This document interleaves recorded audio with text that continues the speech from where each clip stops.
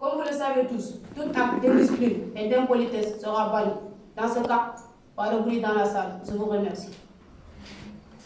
Garde! Oui, madame. Veuillez amener l'accusé. À vos ordres.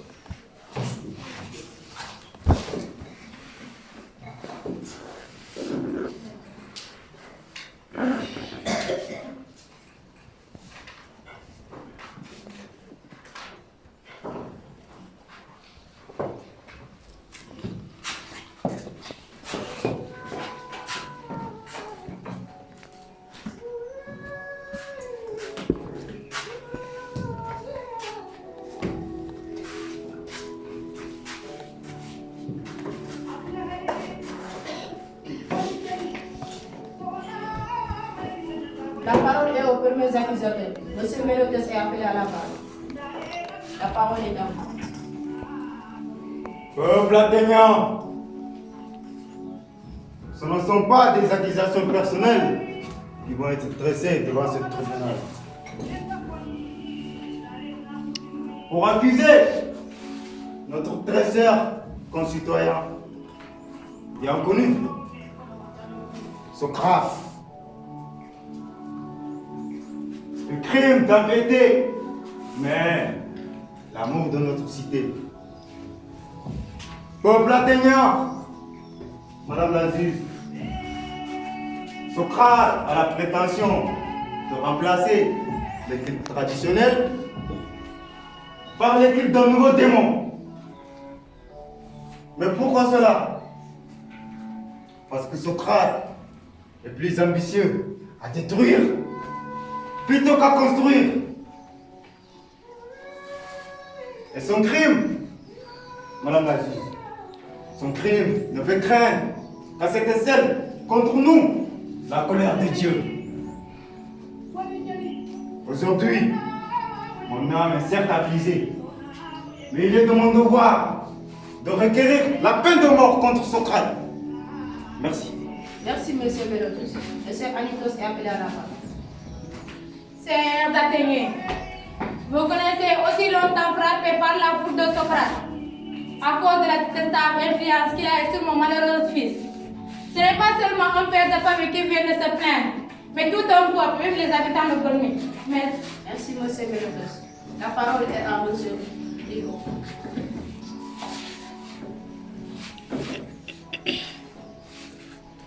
Je dis fort athénien. Nul ne peut influencer votre comportement. Mélotes, Anitos et moi. Avons longtemps parlé de cette arme qui est en train de perpétuer l'exil de nos enfants. Votre arrogance sera votre perte. Vous, Socrate, préparez-vous à répondre de vos actes devant le tribunal.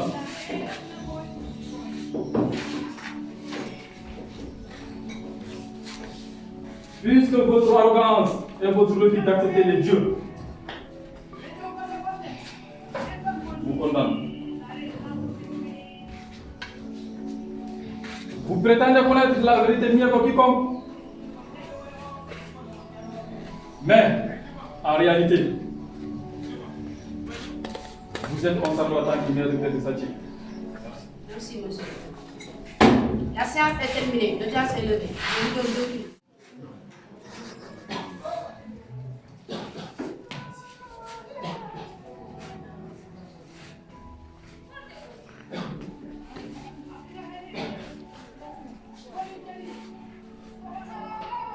Athéniens,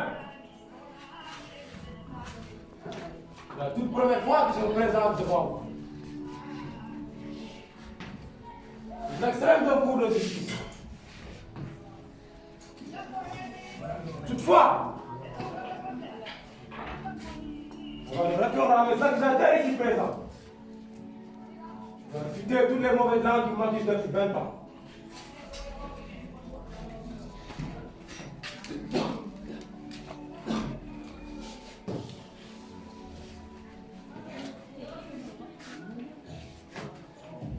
Je cherche de comprendre les mystères de la terre. Ton personnage me ressemble à notre façon. Je vous jure, madame, tel personnage marchant sur les airs me ressemble à notre façon.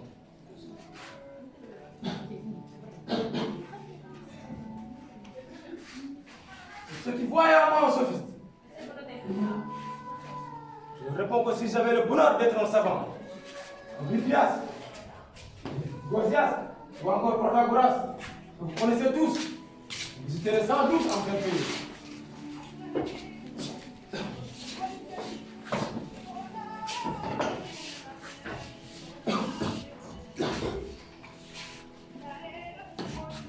Maintenant, je retourne vers Mélatos, bon citoyen et patriote. Mélatos, Oui, Socrate. réponds à ma question. Tu peux rendre mieux la jeunesse athénienne. Mais ce sont les lois et les religions. Il y a la meilleure connaissance de ces lois. Quelle question, Socrate? Ce sont ces us. Bonne nouvelle, chers Athéniens, bonne nouvelle. Ceux qui sont là ont une bonne influence sur la jeunesse. Pour moi, ce sera le pauvre homme. J'en suis persuadé. Tu sais, Mélatos, on ne cherche pas à rendre méchant la jeunesse athénienne.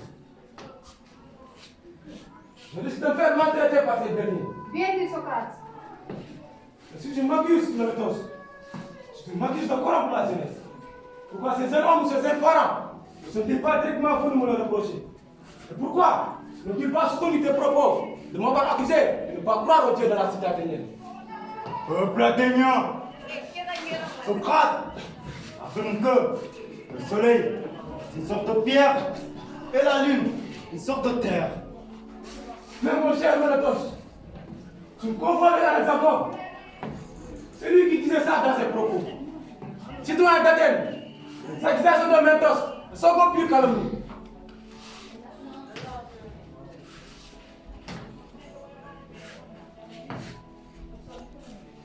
Les hommes ont peur de la mort. Comme s'ils avaient la certitude qu'elle est le plus grand mal. Peut-être au contraire, pour moi, Socrate, le pauvre homme, elle est le plus grand des biens. Je vous aime, chers concitoyens. Mais obéissez Dieu. Merci. Merci, monsieur Socrate. La séance est terminée. L'audience est levée. Je vous donne 2 minutes. Pour l'amende que vous me demandez de payer, moi, Socrate, le pauvre homme, je ne suis pas assez riche pour m'en charger.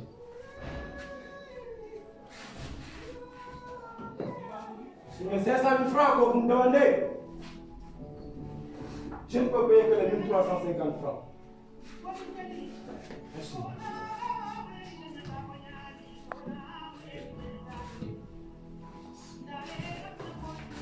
Mais monsieur Socrate, je vous rappelle que vous avez été condamné de 3 sortes par Mélatos, Anytos et Lycon. Premièrement, vous êtes un penseur de la nature, un sophiste. Deuxièmement, vous essayez de corrompre la jeunesse. Et troisièmement, j'essaie d'introduire de nouvelles divinités dans la cité. Et tous les propos qui ont été tenus, le tribunal d'Athènes vous déclare coupable et vous condamne à mort.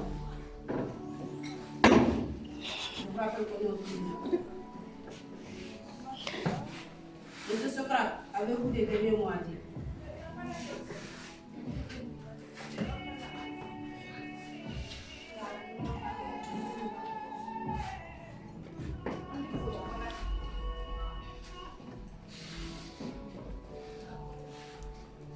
Madame la juge, les ennemis de la cité se moqueront de vous. Ils diront que vous avez tué un sage. Je vais partir d'ici condamné à mort et vous par la vérité.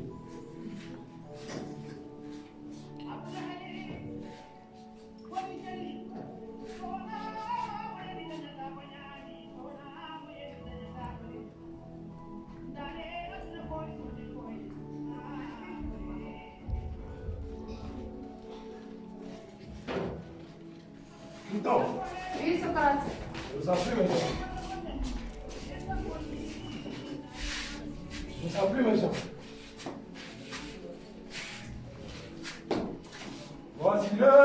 Allez. Moi pour mourir et vous pour vivre.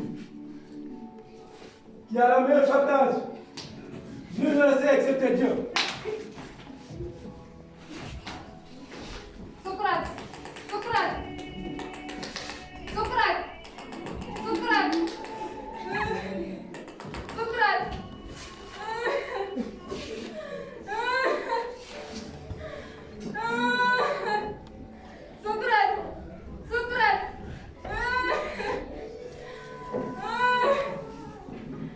Socrate!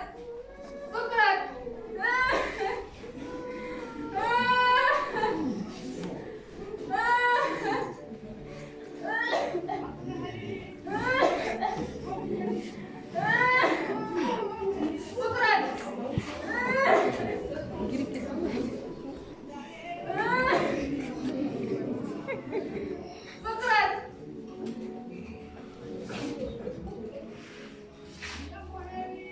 Madame le juge, comment dans la cité la justice a-t-elle pu être bafouée et la vérité condamnée à mort? Moi, Criton, l'ami de Socrate, je dis non à l'injustice, non à l'injustice. Socrate, Socrate. Si Socrate est mort, la vérité, elle ne ment pas. Le mensonge est évanescent. La vérité, elle est éternelle. La mort de Socrate n'est pas synonyme de la mort de tous les défenseurs de la vérité. Pour ce grand homme, nous sommes témoins et nous disons avec lui. Si vous pensez qu'en tuant les gens, vous vous empêchez qu'on pose de quoi dire, vous êtes dans l'erreur. Comme vous l'avez si bien su, nous voyons en toute clarté que Socrate n'a pas peur de la mort. Pour lui, il faut affronter la mort avec sérénité, partir avec honneur et dignité. En effet, la mort de Socrate n'est pas une perte, peut-être au contraire, une défaite de la vérité elle-même. Car tuer Socrate, c'est semer les grains des futurs Socrates, qui seront à leur tour installés dans cette Athènes. En cela, il affirme, quand mes fils auront gagné, plissez-les à les tourmentant comme je vous tourmentais. Si vous les voyez, ne cherchez pas la recherche ou autre chose avant la vertu. Et s'ils se croyaient autre chose, quoi qu'ils ne sont rien, faites-leur honte comme je vous faisais honte, de négliger leur devoir et de se croire quelque chose quand ils sont sans mérite. Si vous faites cela, vous nous aurez justement traité, moi et mes fils. Merci.